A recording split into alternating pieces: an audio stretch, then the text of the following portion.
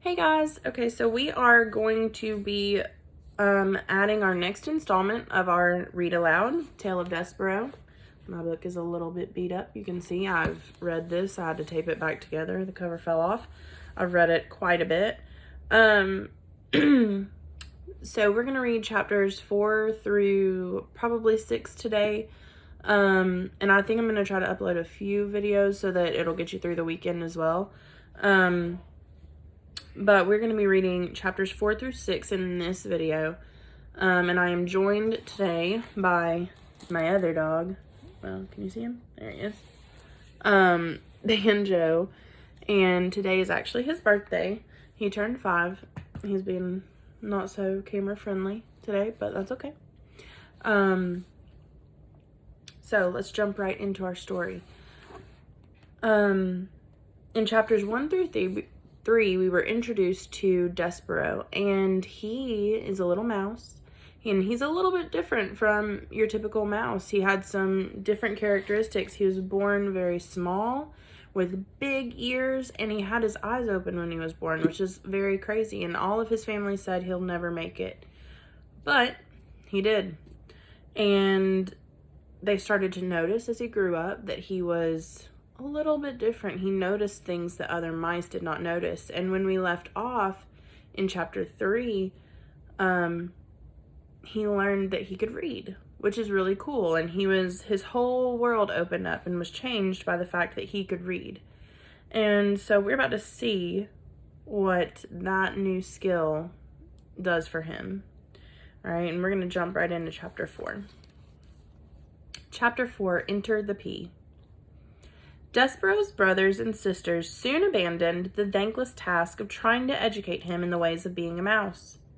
And so Despereaux was free. He spent his days as he wanted. He wandered through the rooms of the castle, staring dreamily at the light streaming in through the stained glass windows. He went to the library and read over and over again the story of the fair maiden and the knight who rescued her. And he discovered finally the source of the honey-sweet sound. The sound was music. The sound was King Philip playing his guitar and singing to his daughter, the Princess Pea, every night before she fell asleep. Hidden in a hole in the wall of the princess's bedroom, the mouse listened with all his heart. The sound of the king's music made Despereaux's soul grow large and light inside of him. "Oh," he said, "it sounds like heaven. It smells like honey." He stuck his left ear out of the hole, that's my left ear, so that he could hear the music better, and then he stuck his right ear out so that he could hear better still. And it wasn't too long before one of his paws followed his head, and then another paw, and then, without any real planning on Despereaux's part, the whole of him was on display, all in an effort to get closer to the music.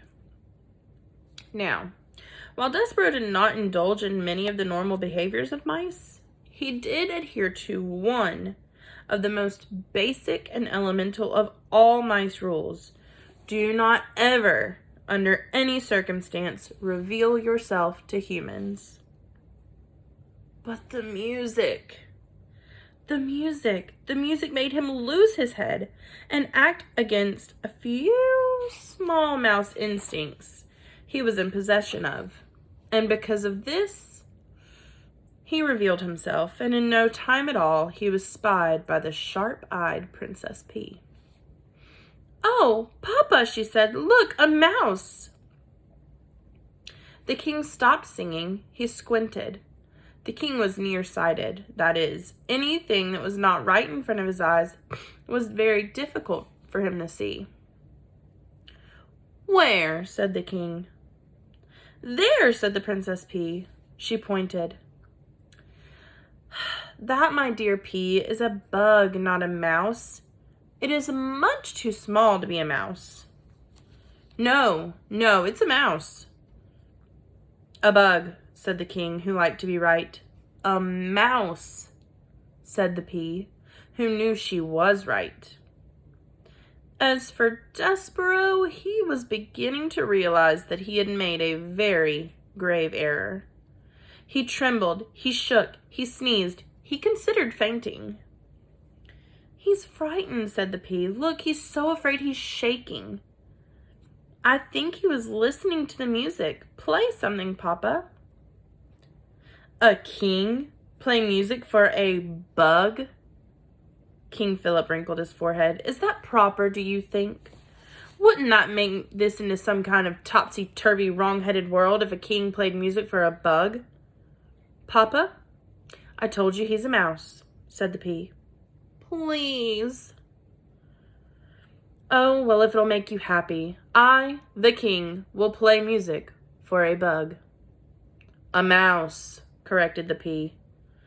The king adjusted his heavy gold crown. He cleared his throat.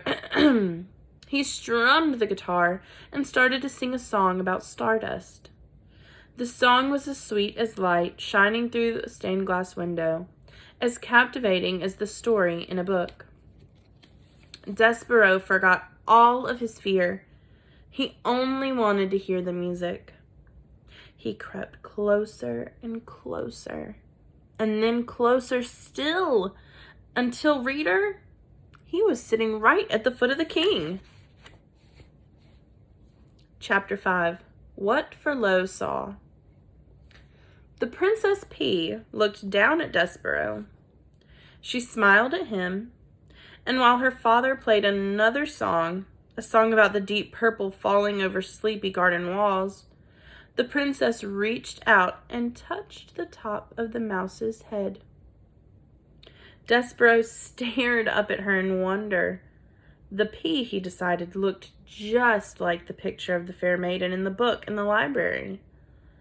The princess smiled at Despereaux again, and this time Despereaux smiled back. And then something incredible happened. The mouse fell in love. Here's little Despereaux with his fair maiden.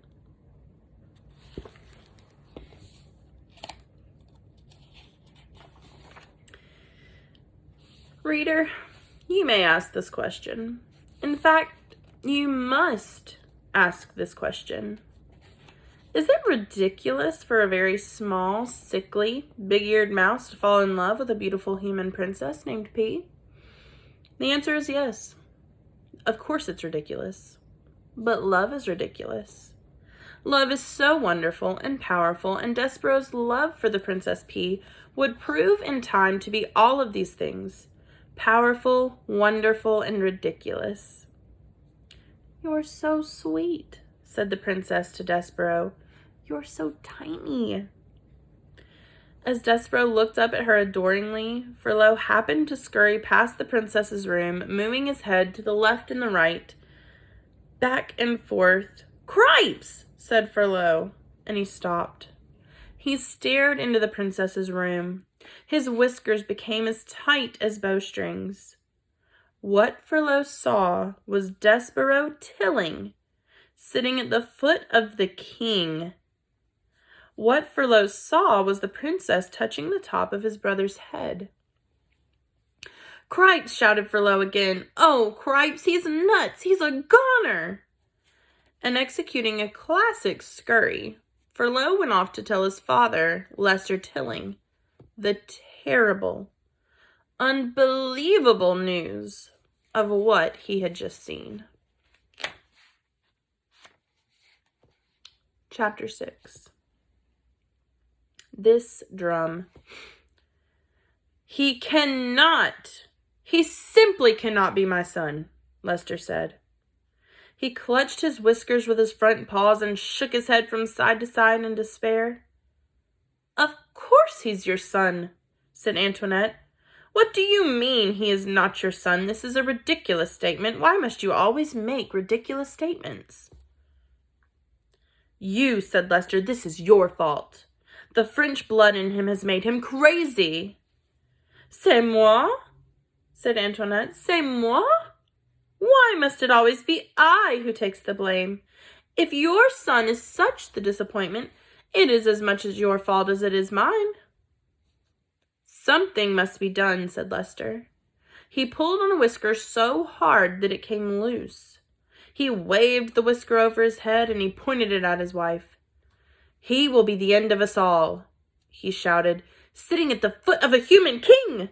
Unbelievable! Unthinkable!" "Oh, so dramatic," said Antoinette. She held out one paw and studied her painted nails. "He is a small mouse. How much harm can he do?" "If there's one thing I've learned in this world," said Lester, "it is that mice must act like mice, or else there is bound to be trouble. I will call a special meeting of the Mouse Council. Together we will decide what must be done." "Ugh," said Antoinette, "you and this Council of the Mouse. It is a waste of time, in my opinion." "Don't you understand?" shouted Lester. "He must be punished. He must be brought up before the tribunal." He pushed past her and dug furiously through a pile of paper scraps until he uncovered a thimble with a piece of leather stretched across its open end. "Oh, please," said Antoinette. She covered her ears. "Not this drum of the Council of the Mouse." "Yes," said Lester, "the drum." He held it up high above his head, first to the north, and then to the south, and then to the east, and then the west. He lowered it and turned back to his wife and closed his eyes and took a deep breath and began to beat the drum slowly, one long beat with his tail, two staccato beats with his paws. Boom, tat, tat, boom, tat, tat, boom, tat, tat. The rhythm of the drum was a signal for the members of the Mouse Council. Boom, tat, tat, boom, tat, tat. The beating of the drum let them know that an important decision would have to be made, one that affected the safety and well-being of the entire mouse community.